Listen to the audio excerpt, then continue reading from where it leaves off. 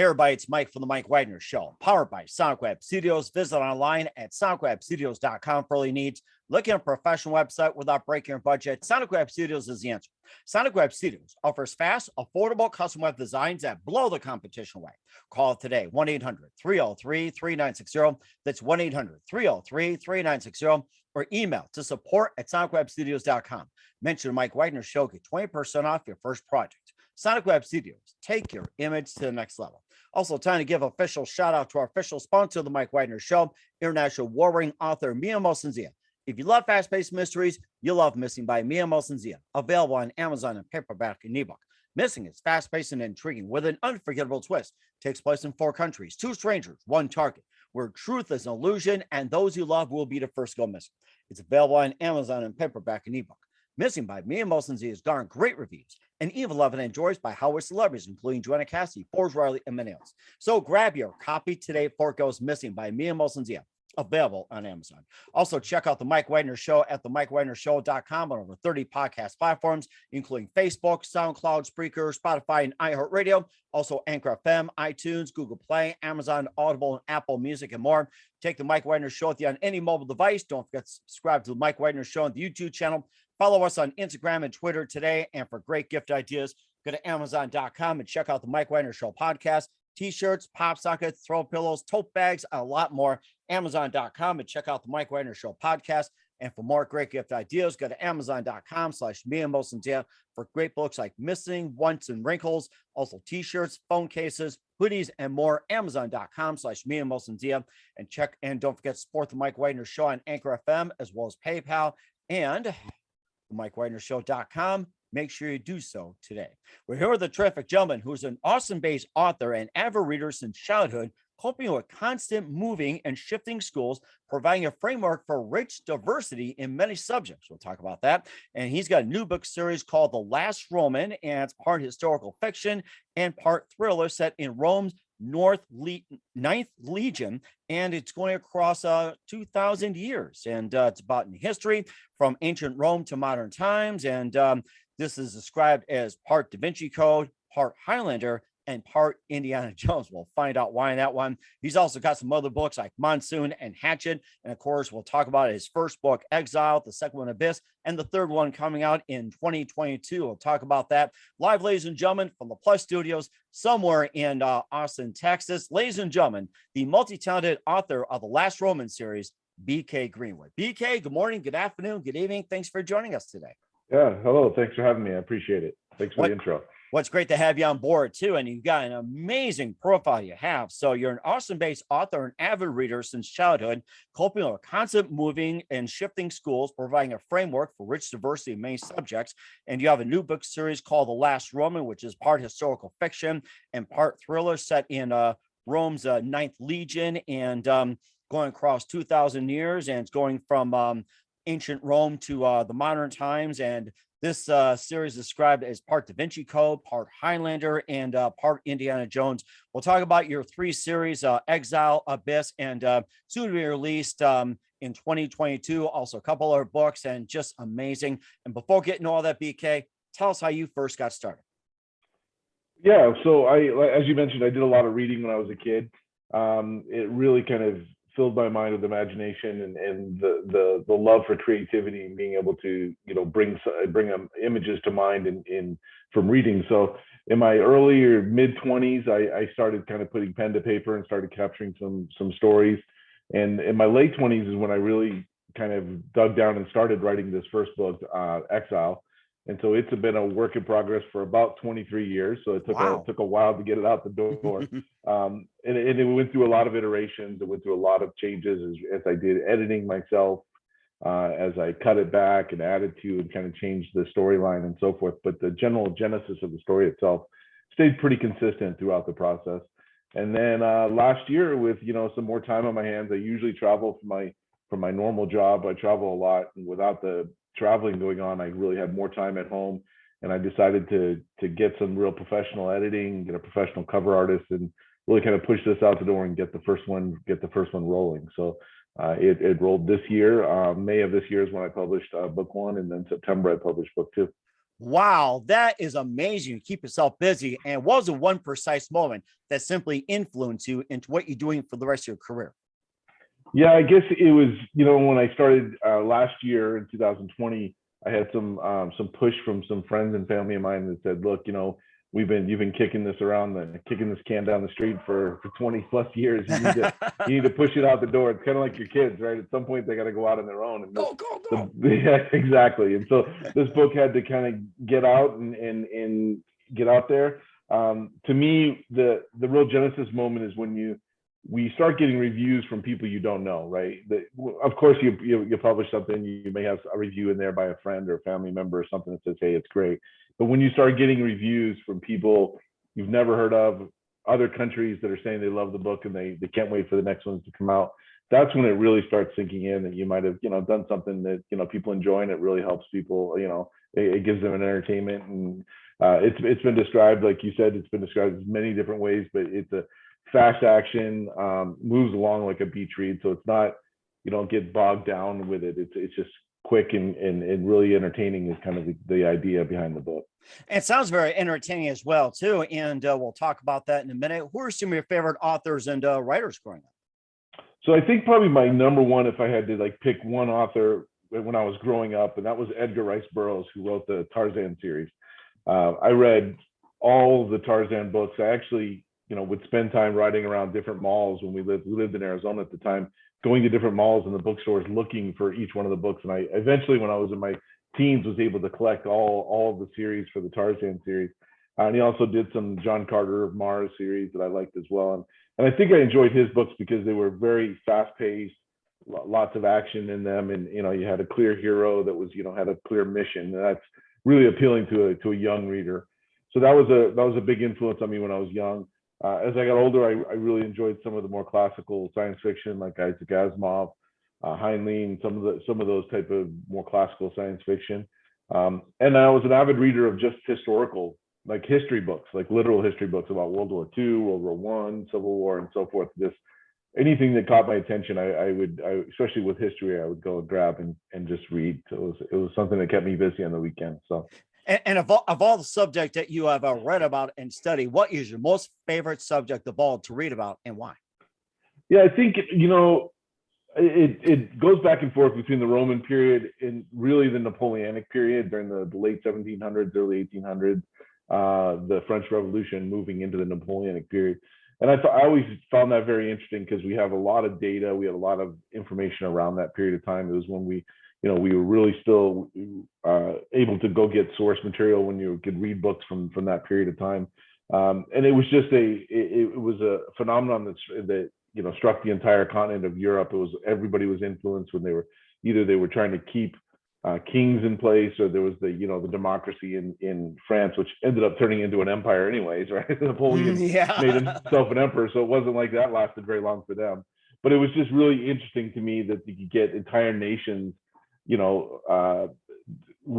fighting against one another to keep kings in place, right? Or to get rid of somebody who was trying to get rid of kings themselves. Mm-hmm. So the Napoleonic period was really probably my favorite.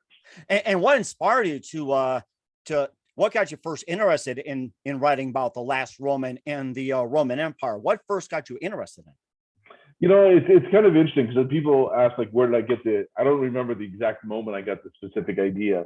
But I look back to some movies and some books that I've read, like in the 80s, some movies that I read, like we mentioned Highlander a little bit earlier, the movie Excalibur. I just always liked movies and books that were set in historical instances. So I thought about, okay, what can I write for historical, fiction and what might be interesting. But I like the Highlander twist on it, where part of the book is in modern day, or part of the movie in Highlander is modern day.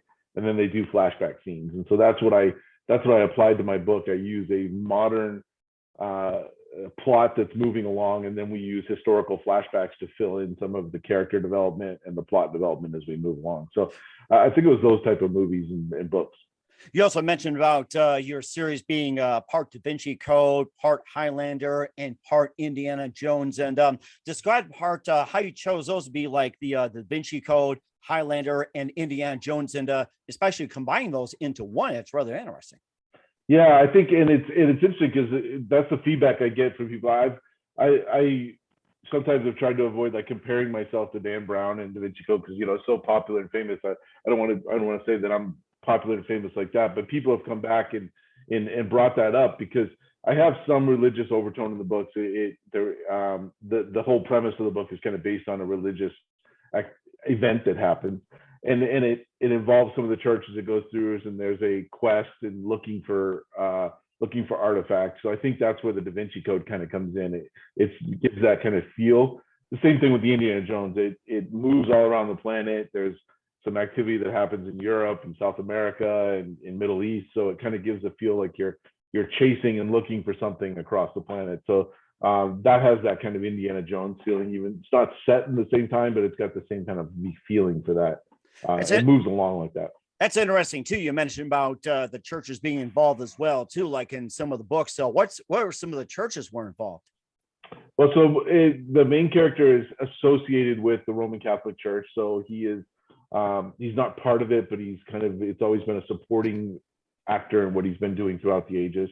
And then throughout history, a lot of the flashbacks involve conflict between different religions. And so if we look at our historical, over the last 2,000 years, we look at that history, we see that a vast percentage of the battles and conflicts that have happened have been based on religion.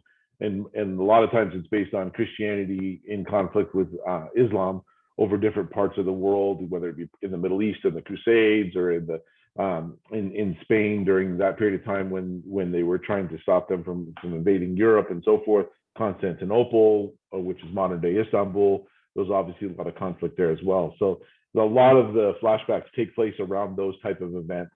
And so religion isn't really the focal point. It's the backdrop for a lot of what happens in history, which is accurate because it's always there. It's a foundational activity around what people do. Oh, that's rather interesting. We'll talk about your 3 books as well, too, in the Last Roman series in just 1 minute. But first, to listen to the Mike Wagner Show at the MikeWagnerShow.com, powered by Sonic Web Studios. Visit online at SonicWebStudios.com for all your needs. Looking at a professional website without breaking your budget, Sonic Web Studios is the answer. Sonic Web Studios offers fast, affordable custom web designs that blow the competition away. Call today, 1-800-303-3960. That's 1-800-303-3960. Or email to support@sonicwebstudios.com. Mention the Mike Wagner Show, get 20% off your first project. Sonic Web Studios, take your image to the next level. Also, time to give official shout out to our official sponsor of the Mike Wagner Show, international warring author Mia Molson-Zia. If you love fast-paced mysteries, you love Missing by Mia Molson-Zia, available on Amazon in paperback and ebook. Missing is fast-paced and intriguing with an unforgettable twist. Takes place in 4 countries, 2 strangers, 1 target, where truth is an illusion and those you love will be the first to go missing. It's available on Amazon in paperback and ebook. Missing by Mia Molson-Zia has garnered great reviews and even loved and endorsed by Hollywood celebrities, including Joanna Cassidy, Forbes Riley, and many others. So grab your copy today before it goes missing by Mia Molson-Zia, available on Amazon. Check out the Mike Wagner Show at the MikeWagnerShow.com on over 30 podcast platforms. Take us with you on any mobile device and check out the Mike Wagner Show at the MikeWagnerShow.com for great merchandise like t-shirts, pop sockets, throw pillows, tote bags, and more. And check out on over 30 podcast platforms. Also, check out the Me and Molson-Zia store on Amazon for great books like Missing, Once, and Wrinkles, and cool merchandise and more. Support the Mike Wagner Show on Anchor FM as well as PayPal and the MikeWagnerShow.com. Make sure you do so today. We're here with the Austin-based author and avid reader and the amazing BK Greenwood of the Last Roman series here on the Mike Wagner Show. And before getting the Last Roman series, you had some previous works with Monsoon and Hatchet, and tell us about those. Yeah, those are both short stories that are based in the same world, I would say, as the Last Roman. They kind of fill in some backstory for some of the main characters in the Last Roman series. So I have those available for people to read if they want to get a little bit of flavor about what my writing is like, what kind of pace it has, and so forth. So it's available on Amazon as well for download, and people can kind of check it out. And if they like it, then they can jump right into the series. They can read them standalone. They're not dependent upon the series itself. That's rather interesting too, and we'll go ahead and dive into the Last Roman as well too. Let's talk about Book 1, Exile, where some debts you cannot repay even if you live forever, and it's about the season Imperial. And you can just tell us about the book and kind of lead us into it. Yeah, so that's the lead-in book for the trilogy. That's the book that establishes the characters and the foundation for the story. The genesis of the story is that one of the Roman soldier who participated in the crucifixion of Christ, the one who held the lance that pierced his side, actually gains immortality through that action. So he's cursed to live forever for the next 2,000 years, which is similar to there's been some other series. I've had some of my readers, point out that Casca is the name of a series that was written in the 70s. And it's got a similar premise to that, but a much different plot and characterization. The second part, the antagonist in the story, is actually doubting Thomas, who's the disciple who doubted the resurrection of Christ 3 days after he was crucified. And he put his hand into the wound of the side of Christ. And through that act, it made him as immortal as well. So what we have is two characters that are mortal that at the beginning started off being friends and almost brothers, but then an event happens in book one. They explain that event, and Thomas becomes the antagonist and kind of the bad guy, if you will, for the rest of the story. So the gist is the modern day plot is based on kind of like a Jason Bourne spy type of activity, like a thriller, where Marcus, the main character, is trying to figure out what Thomas is up to and trying to stop him from doing bad things, which is what bad guys usually do. So that's the genesis of book one. And it kind of takes place, like I said, back and forth. Each chapter is either a modern chapter or a historical chapter. Travels across the globe from Boston to Paris to Rome. Interesting. So it kind of gives you a little bit of flavor of some of the travel, and at times he's chasing and times he's getting chased, and that's kind of the standard for a thriller, I think. So what was the guy doing in Boston and Paris during that time instead of being in Rome? I like this. Yeah, so he's based in this part of the book. He's based in Boston. I kind of picked that because I'm from New England, so I just kind of picked the place that I would like to live if I was not in Austin.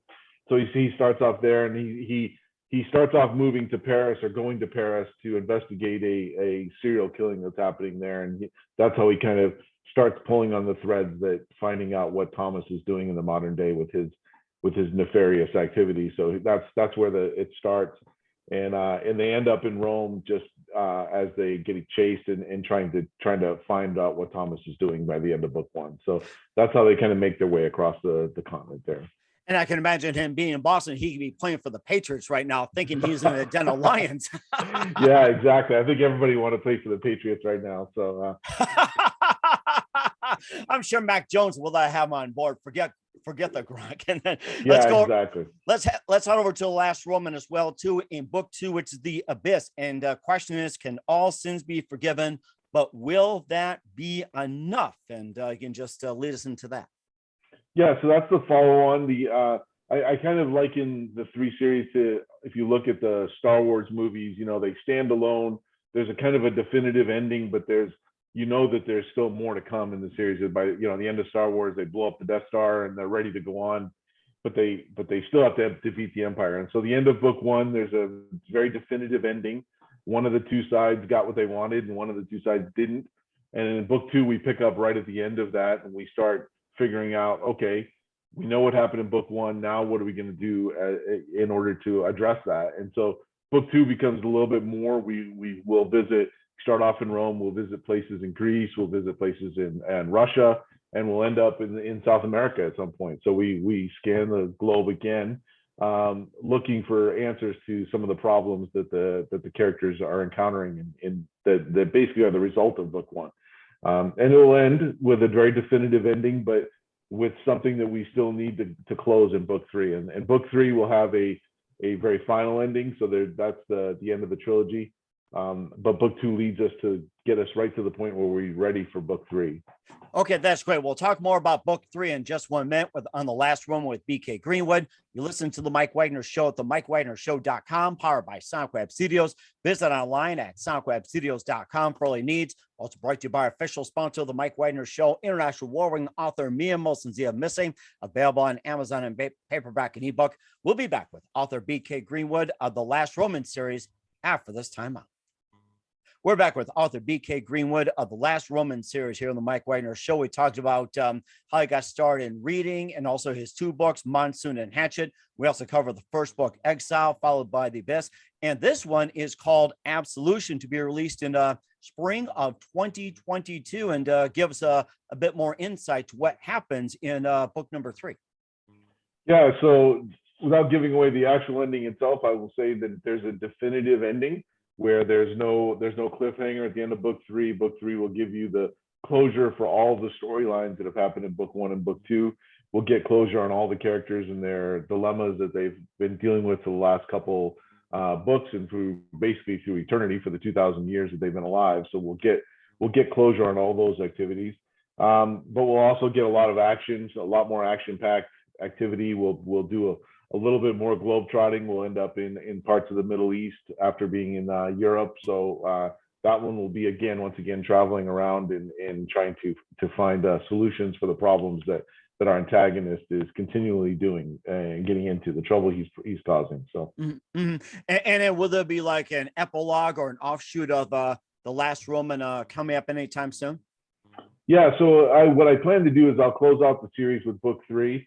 But because the characters have been alive for 2,000 years, I almost have an unlimited amount of prequels that I could do with them. So my plan is the short stories that I wrote are obviously short stories. They're very short and they're not full novels. I do plan on picking periods of history and doing entire novels on just one period of history. So I may do World War I, or may do the Civil War, or may do some of the Crusades, and do an entire book on that with the characters in there. To me, that will kind of gives the ability to flesh out a period in history and be able to share some of the knowledge that I have and some of the things that I find interesting about those periods. So that's really interesting. Where can we find The Last Roman and all your other books at, BK? So they're available on Amazon. They're also available through my website, which is bkgreenwood.com, exactly how it sounds, the Greenwood. You can, if you order through the website, you can order paperbacks from me, and I actually sign all the paperbacks that get sent out, so those will be available for you. You also have links in there to bring you to Amazon where you can order the books through Amazon there. The Audible book will be coming out on January 4th. It's available now for pre-order for book 1, and then book 2 will be out in February on Audible as well. So yeah, all available through the website. We're certainly looking forward to it, BK, and I'm very excited about it. We're here with author BK Greenwood of the Last Roman series here on the Mike Widener Show. Just a few more minutes. You've been totally amazing. And what else can we expect from you in 2022 and beyond? Yeah, so 2022, obviously, like we mentioned, I'm finishing up book 3. I'll be doing a lot of blog tours and stuff like that to launch that, and doing some book signings for book 3. And then I think I'm going to try to start a new series. I have a couple that I've been thinking about that I haven't really kind of fleshed out too much, because I'm trying to finalize this series. But I think I'll jump a little bit into a different genre, maybe do a little bit more in the crime thriller type of space. But that will be later on in next year. I'll also continue. I like to try to publish a short story every 2 to 3 months, and I share those with my anybody that's on my email list. I send those out to, so those will be available for free. So if individuals go to the website and sign up for the email, they'll get about every couple of months they'll get a new short story, just to kind of keep the fires burning there when it comes to my audience. And so 2022 will be interesting. I don't really know exactly what's going to be after book 3, because I got so much focus on that. I don't want to take any of my energy away from that. So I set myself the goal to launch that in spring. So, but I have plenty left creatively to fill in another series or continue this one after that. So that's the plan. It's really interesting, and we're certainly looking forward to this. This is so amazing, exciting. And who do you consider biggest influence in your career? So I think, as I was growing up, I had several individuals. One was named Ken Coleman, who was very influential on me, and he really kept me going when it came to reading. He always challenged me to read more above my grade level and above where I was at from an age perspective. And I think that really helped fill in a lot of the fire that I had for being a reader and a writer. So I would think that would be from a direct influence. That would be him. Ken would be the one. So. And what's the best advice you can give to anybody at this point? I would say, just keep writing and making sure you're sharing your writing with other people, because that's the best way to get any feedback on where you need to make improvements. And just be open with feedback that you get. Just because someone says they either thought something wasn't up to snuff or wasn't perfect doesn't mean you can't go out there and do better. So keep writing. That would be my advice. And that's very good advice as well, too. I'll certainly do so after this. Once again, author BK Greenwood of the Last Roman series here on the Mike Wagner Show. BK, a very big thank you for your time. You've been absolutely fantastic. Looking forward to having you again soon. Make sure you keep us up to date, keep in touch. We'll look forward to having you on next year. And once again, tell us about your upcoming projects, what's your website, how do people contact you, where can people purchase or check out your books?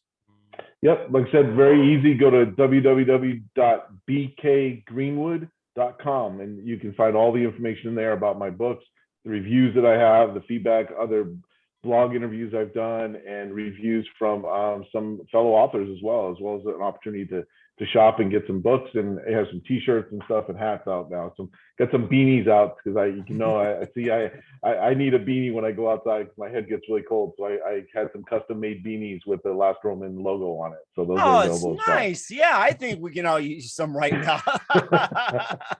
Once again, BK, a very big thank you for your time. You've been absolutely amazing. Learned a lot from you. Looking forward to having you again soon. Make sure you keep in touch, and looking forward to having you on again. We wish you all the best. You've got a great future ahead of you.